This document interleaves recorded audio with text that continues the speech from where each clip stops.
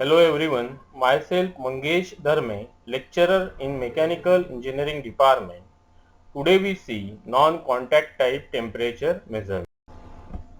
In previous lecture, we see thermoelectrical temperature measurement. The learning outcome of today's lecture are students are able to know the basic of non-electrical temperature measurement. The various program outcomes that we achieve in today's lecture are PO1, PO4, PO5, PO6, PO7 and program specific outcome is PSO2. Now we see the optical pyrometer. तो this is known as the optical pyrometer. तो optical pyrometer का जो रहता है, it is used for measuring the high temperature without contacting the hot body. तो at higher temperature क्या होता है, hot body emits visible radiation of different wavelength and converted in brightness. मतलब हाई टेम्परेचर पे क्या होगा, ये जो हाई हॉट बॉडी आपको यहाँ पे दिख रही है, ये क्या करेंगी, इमिट्स रेडिएशन करेंगी of different wavelength and having a certain brightness. If we measure the brightness of light of a given color, we can measure the temperature of the hot body.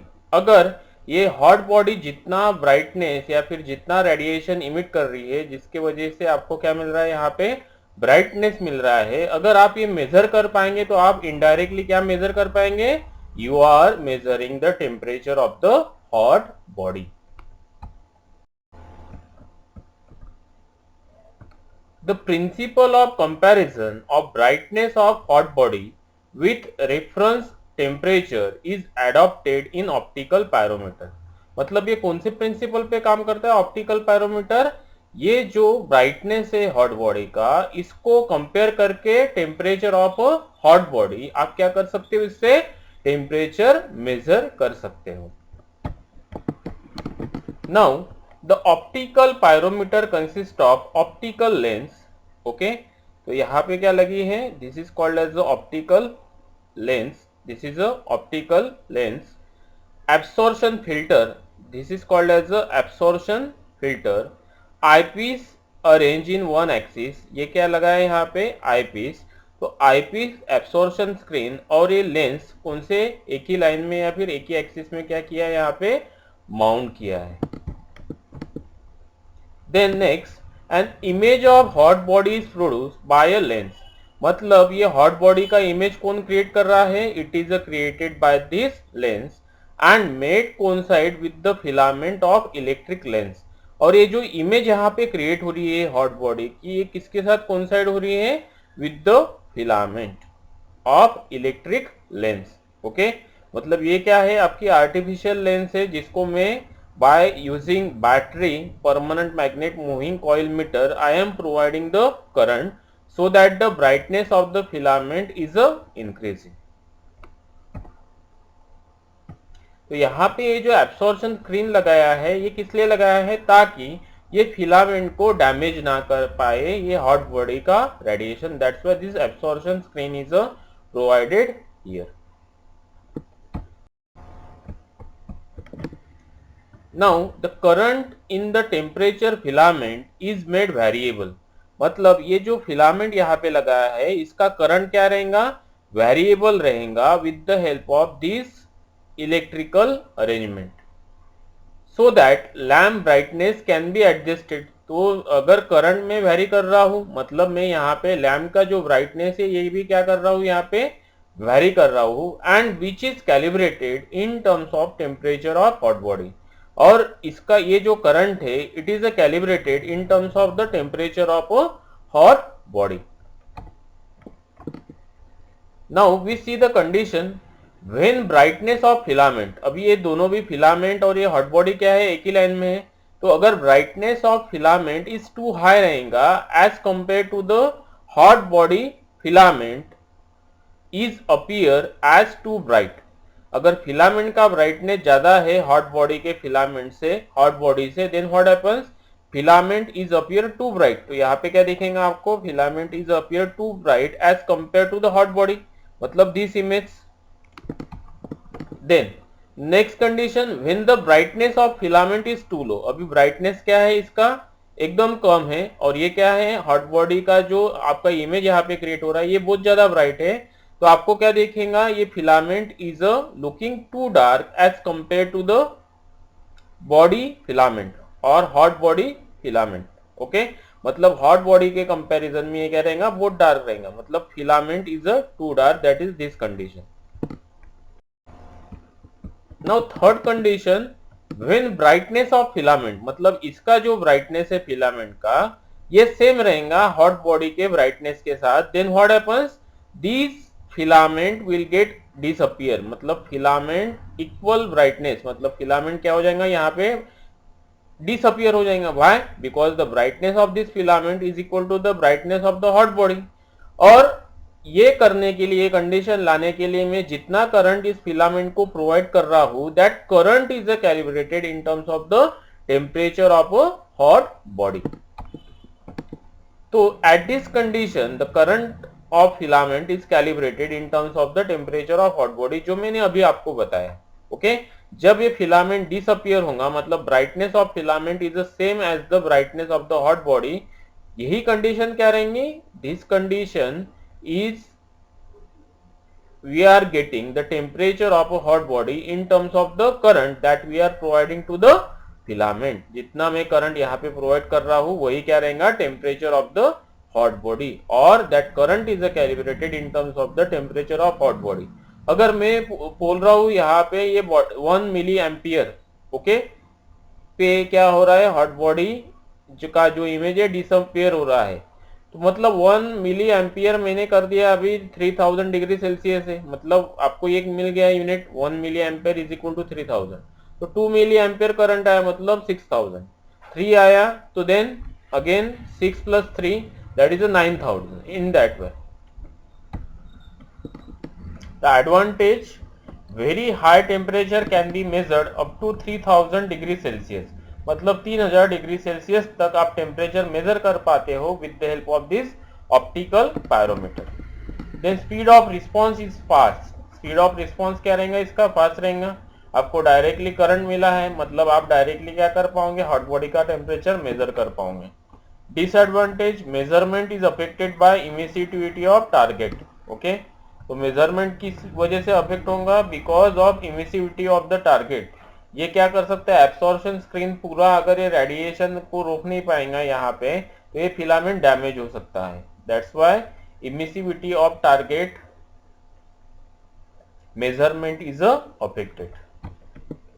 Application, optical pyrometer has high temperature application up to 3000 degree Celsius, मतलब आप optical pyrometer से 3000 degree Celsius तक temperature measure कर पाते हो।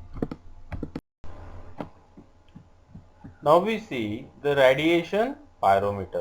Okay, so it is also another type of non-contact type temperature measurement. Why it is called as a non-contact type? Because by using this radiation pyrometer we can measure the temperature of hot body without contacting to them, मतलब मैं hot body को contact न करते हुए मैं किसी भी hot body का temperature ले सकता हूँ। Okay, that's why it is called as a non-contact type temperature measurement. So here we see radiation pyrometer diagram. So it is based on the principle of absorption of total radiation from the hot body. तो यहाँ पे एक hot body लगाई है, temperature source मतलब hot body, जहाँ से जो रेडिएशन यहाँ पे आ रहे हैं वो क्या होंगे, टोटली एब्जॉर्ब होंगे। Okay, on this principle this radiation pyrometer will work. जैसे सनरेज है तो sun rays will be absorb by the water, okay, and it will converted into the vapour. क्यों हो रहा है, बिकॉज सनरेज एब्जॉर्ब हो रहे हैं वाटर से। Similarly here this temperature source के जो रेडिएशन रहेंगे absorb by the some material.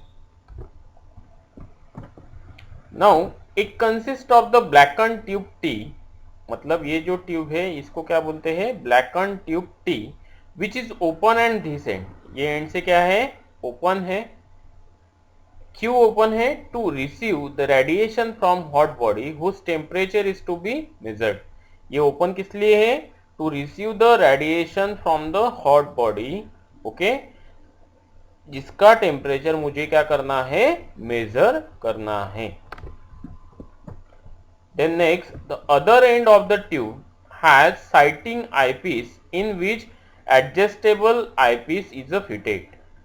Next जो एंड है इस ट्यूब का, ये क्या है? Has a sighting eyepiece in which adjustable eyepiece is fitted. तो यहाँ पे क्या प्रोवाइड किया जाता है? एडजस्टेबल आईपीस प्रोवाइड किया जाता है। Now the position of the mirror can be adjusted by rack and pinion mechanism. तो ये जो मिरर लगा है यहाँ पे to receive the radiation from the hot body, इसका पोजीशन जो रहेगा वो क्या करेगा? एडजस्ट होगा with the help of the rack and pinion mechanism to facilitate proper focusing of thermal radiation on the detector disc. ये किस वजह से एडजस्टेबल रहना चाहिए? ताकि ये मिरर पे जो रेडिएशन आएंगे उसको कहाँ पे भेजना है? ऑन द डिटेक्टर डिस्क पे भेजना है, ताकि ये जो टोटल रेडिएशन है टेम्परेचर सोर्स से टोटली डिटेक्टर डिस्क पे आने के कारण वो यहाँ पे एब्जॉर्ब हो सके। Okay, that's why this mirror is adjusted with the help of the rack and pinion mechanism. Now detector disc is blacken platinum sheet. ये जो डिटेक्टर डिस्क यहाँ पे लगाई है ये क्या किसकी है? Blacken why? Because it will absorb the total radiation और it will acting as a perfectly black body. मतलब जितना रेडिएशन इस पे आ रहा है टोटली रेडिएशन क्या करेगा? ये डिटेक्टर डिस्क एब्सॉर्ब करेगा। That's why it is made of a blacken platinum sheet connected to a thermocouple. अब ये जो डिटेक्टर डिस्क है ये किसको कनेक्टेड है? थर्मोकपल को। तो इसके पहले आपने देखा है थर्मोकपल किस लिए यूज करते हैं? For measuring the temperature, okay, with the help of which temperature of hot body is measure by comparing with the voltage of thermocouple. तो यहाँ पे थर्मोकपल क्या करेगा? थर्मोकपल के साथ ये डिटेक्टर डिस्क कनेक्ट होने के कारण यहाँ पे कुछ वोल्टेज का वेरिएशन होगा। That voltage is calibrated in terms of the temperature of this hot body.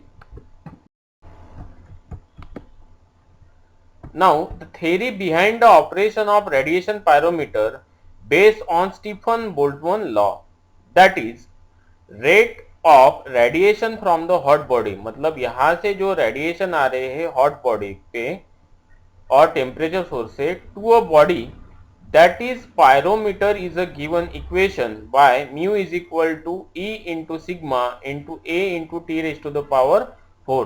तो ये रेडिएशन कितने रहेंगे? That is sigma into E into T to the power 4, that is the temperature rest to the power 4, where E is emissivity which is equal to the absorptive power which lies between 0 to 1,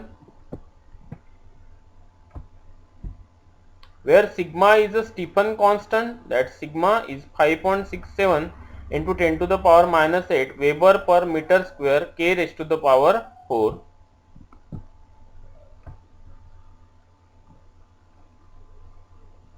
Mu is a radiation emitted per unit time. The advantages of radiation pyrometer are it has high speed of response, no direct contact with object is necessary for temperature measurement। मतलब जिस object का आपको temperature measure करना है उसके साथ direct contact की यहाँ पे नीड नहीं रहती है। Disadvantage, effect of dust and dirt on the mirror causes error in the temperature reading. Application for measuring temperature of furnace. Compare optical pyrometer with radiation pyrometer. तो ऑप्टिकल पायरोमीटर की जो range रहेंगी more than 750 degree Celsius, यहाँ पे more than 550 degree Celsius. Accuracy is 10 degree Celsius, accuracy is a 10 degree Celsius. Stability is very good, here also stability is good, sensitivity is good, sensitivity is a fair.